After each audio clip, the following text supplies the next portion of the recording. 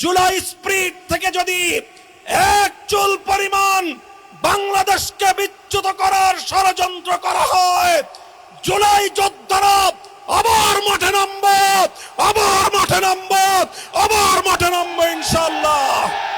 মনে রাখবেন, রক্ত দিয়ে যে জুলাই বিপ্লব হয়েছে, সেই বাংলাদেশে আর কোনোদিন ফ্যাসিবাদ ফিরে আসতে পারবে না ইনশাআল্লাহ।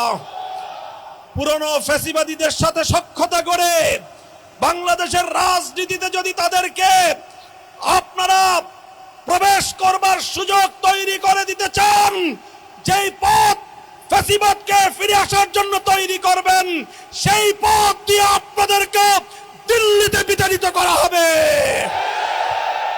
সিসি আপনাকে বলতে চাই, আপনার পূর্ববর্তী সিসির পরিণাম থেকে আপনি শিক্ষা গ্রহণ করুন। আসসালামু আলাইকুম ওয়া রাহমাতুল্লাহ। নাহমাদুল্লাহ তাআলা ওয়া নুসাল্লি আলা রাসূলিহিল কারীম, আম্মা বা'দ।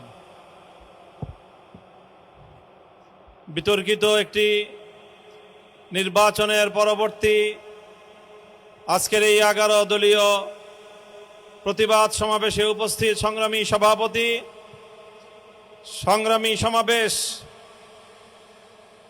আমরা আশা করেছিলাম বহু রক্ত, জীবন, অনেক অশ্রু আর ঘামের বিনিময়ে অর্জিত জুলাই বিপ্লব পরবর্তী বাংলাদেশের মানুষ তাদের ব্যালটের অধিকার ফিরে পাবে।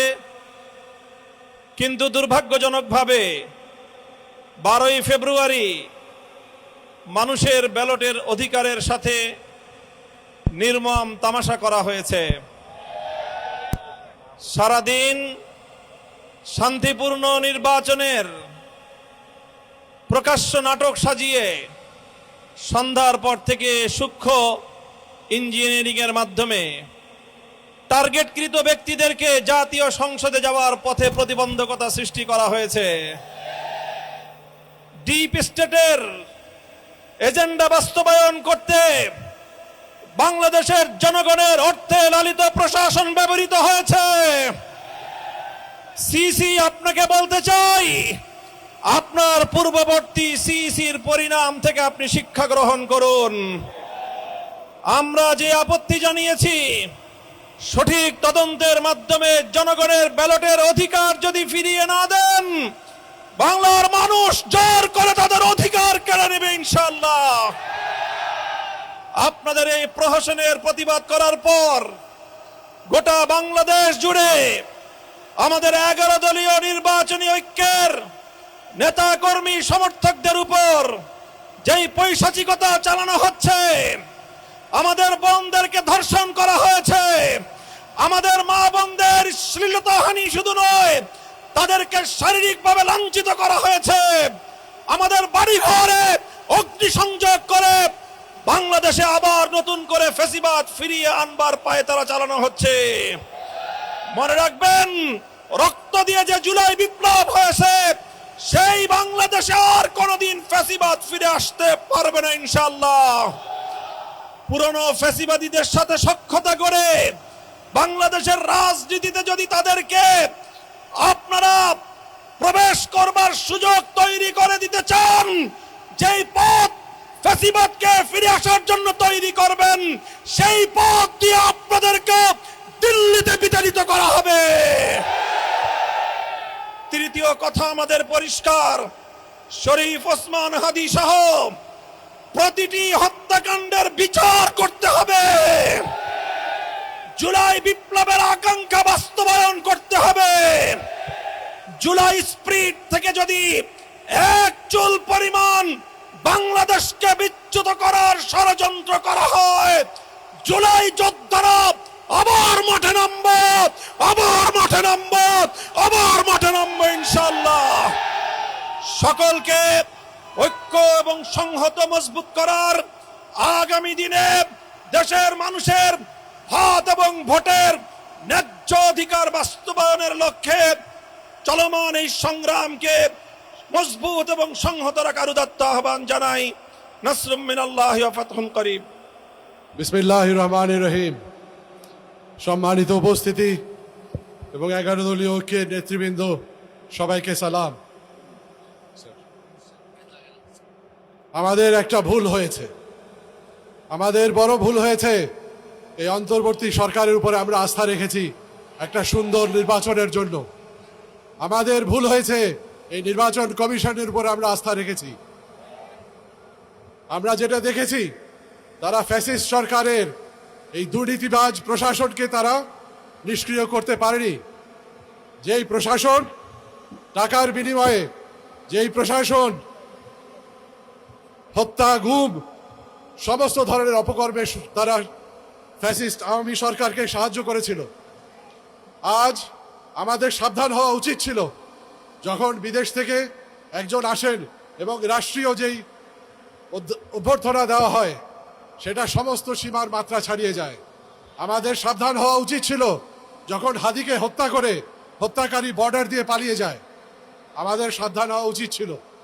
কিন্তু আমরা 11 দল, আমরা শুধু উদারতা দেখিয়েছি, আমরা আস্থা রেখেছি, আমরা একটা সুন্দর রাজনৈতিক পরিবেশ আমরা সৃষ্টি করতে চেয়েছি। কিন্তু আমরা কি পেলাম? বিনিময়ে আমরা দেখলাম প্রশাসনের প্রতিটা স্তরে কালো টাকার ছড়াছড়ি। ব্যাংক লুটেরা এবং ব্যবসায়ীরা তারা এসে নির্বাচনে অংশগ্রহণ করলো, সর্বত্র কালো টাকা ছড়ানো হলো। এবং আজকে যে নির্বাচন আপনারা দেখছেন, তার ফলাফল আপনাদের সামনে। তবে আপনাদের মনে রাখতে হবে, বাংলাদেশের অর্ধেক শতাংশ, 50% প্রায় জনগণ, তারা কিন্তু ইনসাফের বাংলাদেশ গড়ার পক্ষে রায় দিয়েছে। আর 50% যারা রয়েছে, তারা হয় দলকানা হবে, না হলে তারা দুর্নীতির সুবিধাপ্রাপ্ত ব্যক্তিরা হবে। তাদের শিকড় অত্যন্ত নড়বড়ে, তাদের চেয়ার অত্যন্ত নড়বড়ে। আমাদের পক্ষে যাদের ভোট রয়েছে, আমাদেরকে সতর্ক থাকতে হবে। এবং এই নড়বড়ে চেয়ার তারা যদি ভবিষ্যতে এই দেশের উপরে একইভাবে এই জুলুমটা শুরু করে, ফ্যাসিস্ট সরকারকে পুনর্বাসন করার চেষ্টা করে, যেটা আমরা দেখছি, আমাদের মা বোনদের উপরে হুমকি হচ্ছে, আমাদের নেতৃবৃন্দের হুমকি হচ্ছে। আমি সাবধান করে দিতে চাই, এভাবে যদি হয় আরেকটি অভ্যুত্থান হবে। আসসালামু আলাইকুম ওয়া রাহমাতুল্লাহি ওয়া বারাকাতুহু।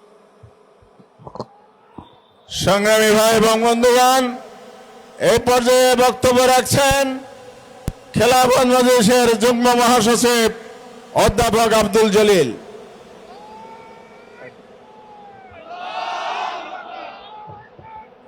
নির্বাচনোত্তর সহিংসতার প্রতিবাদে 11 দলীয় ঐক্য আয়োজিত আজকের এই প্রতিবাদ বিক্ষোভ মিছিল পূর্ব সমাবেশের সংগ্রামী সভাপতি, জাতীয় নেতৃবৃন্দ, মিডিয়া প্রতিনিধিবৃন্দ ও আমার সংগ্রামী নগরবাসী, জুলাই অভ্যুত্থানের হাজারো শহীদের রক্তের বিনিময়ে আমরা চেয়েছিলাম একটি সুষ্ঠু এবং প্রস্তাবিত নির্বাচনের মধ্য দিয়ে এই দেশের জনপ্রতিনিধিত্ব নির্বাচিত হবে। কিন্তু আমরা দেখলাম বিগত 12ই ফেব্রুয়ারি একটি ইঞ্জিনিয়ারিং ইলেকশনের মধ্য দিয়ে আমাদের জনগণের আশাকে দুঃসাৎ করে দেওয়া হয়েছে। শুধু তাই নয়, নির্বাচনের আগে এবং পরে যেভাবে আক্রমণ চালানো হচ্ছে, নারীদের উপরে হামলা চালানো হচ্ছে, এই আক্রমণ এবং পৈশাচিকতা সেই ফ্যাসিবাদের, আমরা মনে করি ফ্যাসিবাদের পুনরুত্থানের আলামত। আমরা আর কোন নতুন ফ্যাসিবাদ এই বাংলাদেশে দেখতে চাই না। ইনশাআল্লাহ আন্দোলন অব্যাহত থাকবে। সবাইকে ধন্যবাদ। সংগ্রামী ভাইয়ের আমার, এ পর্যায়ে সংক্ষিপ্ত বক্তব্য রাখবেন বাংলাদেশ জামায়াত ইসলামীর কেন্দ্রীয় নির্বাহী পরিষদ সদস্য, ঢাকা 12 আসন থেকে নির্বাচিত জাতীয় সংসদ সদস্য জনাব সাইফুল আলম খান মিলন।